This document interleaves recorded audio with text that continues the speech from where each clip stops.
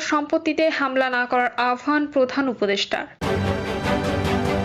এদিকে শেখ হাসিনার ভাষণে ভারতের ভূমিকা নেই বললেন রণধীর জয়সওয়াল। জানাবো ৩৫ নম্বর সহ আওয়ামী লীগ নেতাদের বাড়িতে হামলা নিয়ে যে বিবৃতি দিল এইচআরডব্লিউ।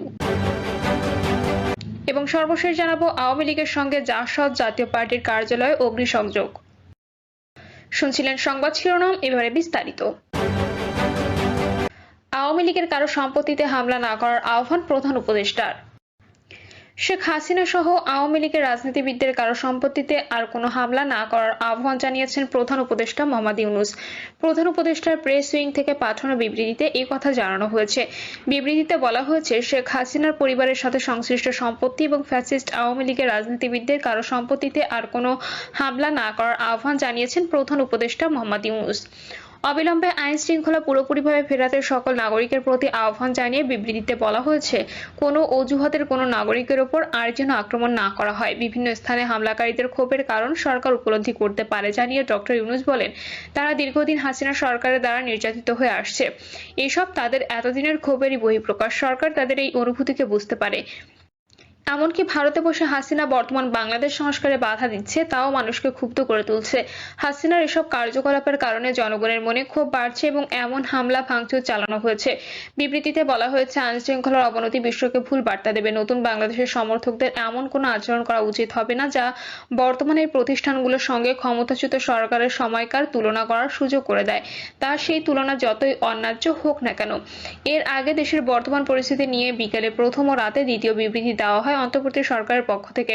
পূর্বের বিবৃতিতে বলা হয়েছে, অন্তর্বর্তী সরকার নাগরিকদের জানমালের নিরাপত্তা রক্ষায় প্রস্তুত। কোনো ধরনের উস্কানিমূলক কর্মকাণ্ডের মাধ্যমে দেশকে অস্থিতিশীল করার চেষ্টা করা হলে দায়ী ব্যক্তি ও গোষ্ঠীর বিরুদ্ধে আইন শৃঙ্খলা বাহিনী তাৎক্ষণিক কঠোর ব্যবস্থা নেবে এবং দোষীদের বিচারের মুখোমুখি দাঁড় করাবে।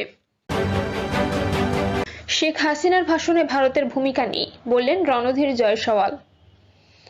ভারতের পররাষ্ট্র মন্ত্রণালয়ের মুখপাত্র রণধীর জয়সওয়াল বলেছেন, বাংলাদেশের সাবেক প্রধানমন্ত্রী শেখ হাসিনার বক্তব্যের জন্য ভারত দায়ী নয়। রণধীর জয়সওয়াল বলেন, এটি বিকেল ৫টায় ভারতে বাংলাদেশের ভারপ্রাপ্ত হাই কমিশনার মোহাম্মদ নুরুল ইসলামকে পররাষ্ট্র দপ্তরের সাউথ ব্লকে তলব করা হয়েছিল। তাকে জানানো হয়েছে, বাংলাদেশের সঙ্গে একটি ইতিবাচক গঠনমূলক এবং পারস্পরিক সহযোগিতার সম্পর্ক চায় ভারত। সাম্প্রতিক উচ্চ পর্যায়ের বৈঠকে যা বেশ কয়েকবার বলা হয়েছে। তিনি বলেন, তবে এটা দুঃখজনক যে বাংলাদেশের একাধিক বিবৃতিতে ভারতকে নেতিবাচকভাবে চিত্রায়িত করা হয়েছে এবং তাদের অভ্যন্তরীণ সমস্যার জন্য আমাদের দায়ী করা হয়েছে। বাংলাদেশের এই বিবৃতিগুলো ক্রমাগত নেতিবাচকতার জন্য দায়ী। ভারতের পররাষ্ট্র মন্ত্রণালয়ের মুখপাত্র বলেন, শেখ হাসিনার মন্তব্যগুলো তার একান্ত ব্যক্তিগত, এতে ভারতের কোনো ভূমিকা নেই। বিষয়টি ভারত সরকারের অবস্থানের সঙ্গে জুড়ে দেওয়া দ্বিপাক্ষিক সম্পর্কের ইতিবাচক প্রভাব ফেলবে, যদিও ভারত সরকার পারস্পরিক কল্যাণকর সম্পর্কের জন্য প্রচেষ্টা চালাবে। তিনি বলেন, আমরা আশা করি বাংলাদেশ এই পরিবেশকে ব্যাহত না করে উপযুক্ত প্রতিদান দেবে। ৩২ নম্বর সহ আওয়ামী লীগ নেতাদের বাড়িতে হামলা নিয়ে যে বিবৃতি দিল এইচআরডব্লিউ। আন্তর্জাতিক মানবাধিকার সংগঠন হিউম্যান রাইটস ওয়াচ জানিয়েছে, ক্ষমতাচ্যুত আওয়ামী লীগ সরকারের বিরুদ্ধে জনগণের ক্ষোভ ন্যায্য হলেও আইন ভঙ্গ করা ন্যায্য নয়। ঢাকা ধানমন্ডি এলাকা ৩২ নম্বর সড়কে বঙ্গবন্ধু শেখ মুজিবুর রহমানের স্মৃতি বিজড়িত বাড়ি এবং দেশের বিভিন্ন জায়গায় আওয়ামী লীগের নেতাদের বাড়িতে হামলা ও ভাঙচুরের ঘটনাগুলোর পরিপ্রেক্ষিতে এই মন্তব্য এসেছে। এইচআরডব্লিউ এর এশীয় অঞ্চলের উপপরিচালক মীনাক্ষী গাঙ্গুলি এই বিবৃতিতে বলেন, এ ধরনের কার্যক্রম আইনের প্রতি অবমাননা যা জনগণের নিরাপত্তা ও শাসনতন্ত্রের জন্য ক্ষতিকর। কর্তৃপক্ষের ব্যর্থতা প্রতিফলিত হচ্ছে এখানে।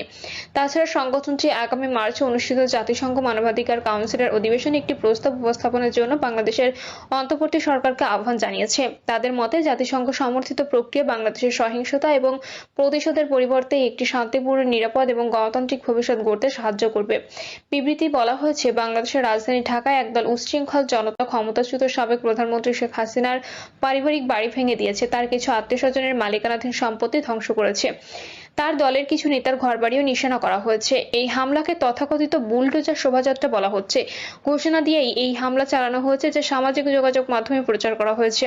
কিন্তু সংশ্লিষ্ট কর্তৃপক্ষ এখনো পর্যন্ত সম্পত্তি রক্ষায় ব্যর্থ হয়েছে। ৬ মাস আগে ২০২৪ সালের আগস্টে নির্যাতন, বিচার বহির্ভূত হত্যাকাণ্ড এবং জোরপূর্বক গুমসহ ১৫ বছরের দমন পীড়নের পর ছাত্র জনতার আন্দোলনের মুখে শেখ হাসিনা পদত্যাগ করতে বাধ্য হন। শেষ পর্যন্ত তিনি ভারতের নির্বাসনে যেতে বাধ্য হয়েছেন। শেখ হাসিনার নেতৃত্বাধীন আওয়ামী লীগ সরকার ধারাবাহিকভাবে অন্যায্য নির্বাচনের মাধ্যমে ক্ষমতায় ছিল।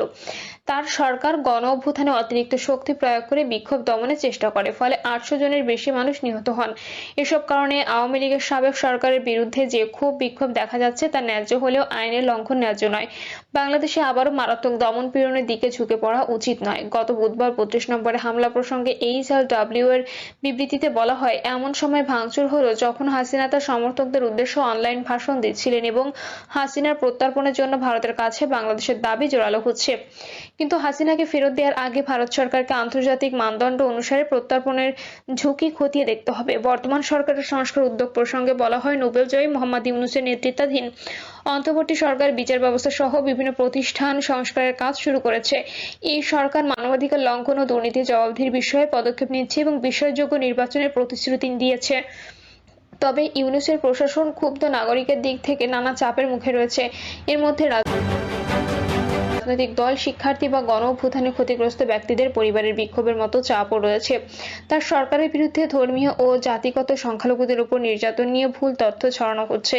তবে এই সরকার এখনো সংখ্যালঘু বিভিন্ন গোষ্ঠী, বিশেষ করে আতঙ্কে থাকা হিন্দুদের আশ্বস্ত করতে পারেনি। আগের সরকারের আমলে বেআইনিভাবে বিরোধী মতের মানুষকে আটক রাখার স্থানগুলো পরিদর্শনে বাধা দেওয়া হচ্ছে এবং প্রমাণ ধ্বংস করা হচ্ছে।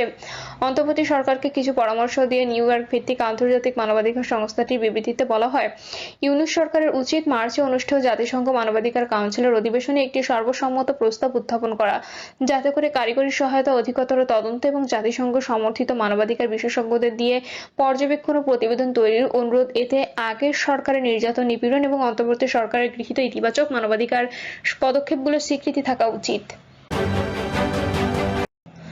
আওয়ামী লীগের সঙ্গে জাসদ জাতীয় পার্টির কার্যালয়ের অগ্নিসংযোগ। বগুড়া জেলা আওয়ামী লীগের কার্যালয়ে হামলা, ভাঙচুর করে অগ্নিসংযোগ করা হয়েছে। একই সঙ্গে অগ্নিসংযোগ করা হয়েছে জেলা জাসদ ও জাতীয় পার্টি এবং শ্রমিক জোটের কার্যালয়েও। সন্ধ্যা 7:30 থেকে এসব হামলা ভাঙচুরের পাশাপাশি লুটপাট চললেও রাত 9:15 পর্যন্ত সেখানে পুলিশ ও ফায়ার সার্ভিসের উপস্থিতি দেখা যায়নি। ঘটনাস্থলে থাকা প্রত্যক্ষদর্শীরা জানান, সন্ধ্যা 7:30টার দিকে প্রথমে বগুড়া শহরের 0.7 মাথার শেরপুর রোডে আওয়ামী লীগ জেলা হামলা চালানো হয়। এখানে অগ্নিসংযোগের পর 7 মাথায় থাকা জেলা ও জাসদ ও জাতীয় শ্রমিক জোট কার্যালয়ে হামলা করে ভাঙচুর এবং অগ্নিসংযোগ করে একদল মানুষ। পরে শহরের কবি নজরুল ইসলাম সড়কে জাতীয় পার্টি কার্যালয়ে চালানো হয় ভাঙচুর, করা হয় অগ্নিসংযোগ। এ সময় আগুন এবং ভাঙচুর করা কয়েক শত জনতা শহরের প্রাণকেন্দ্র 7 মাথা পর্যন্ত মিছিল করলে তীব্র যানজট সৃষ্টি হয়। ঘটনাস্থলে গিয়ে স্লোগানে শোনা যায়, আবু সাইদ মুগ্ধ, শেষ হয়নি যুদ্ধ, দিল্লি না ঢাকা, ঢাকা ঢাকা, পিনাকি দাদার অ্যাকশন, ডাইরেক্ট অ্যাকশন। এছাড়াও শেখ হাসিনাকে ভারতের দালাল এবং হাসানুল হক ইনুকে হাসিনার দালাল হিসেবে স্লোগান দেওয়া হয় মিছিলে। এছাড়া অনেকে আওয়ামী লীগ, জাসদ